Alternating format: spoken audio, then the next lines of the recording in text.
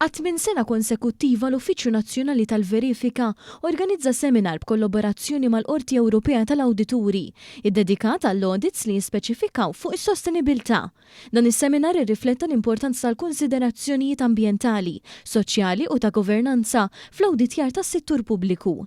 Is-seminar ġabar flimkien esperti tas-sostenibilità li provdew pjattaforma ta' diskussjonijiet dwar kif l-istituzzjonijiet tal-awditjar jistgħu jikkontribwixxu għall-isforzi ta' sostenibilità biex fl-aħħar mill-aħħar iservu l-aħjar interessi taċ-ċittadini tagħhom.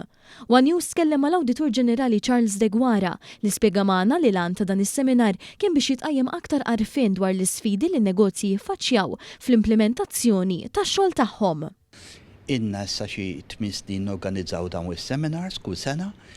Importanti għax waħda nidentifikaw tema tkun topika ħafna. Dis-sena kif taf għażilna sustainability audits għandhom xaqsmu ma' tħarsin ta' ambjent, żvilupp ta' ambjent u kif se nassiguraw biex ġenerazzjonijiet futuri isibu ambjent aħjar minn tagħna jekk jista' jkun.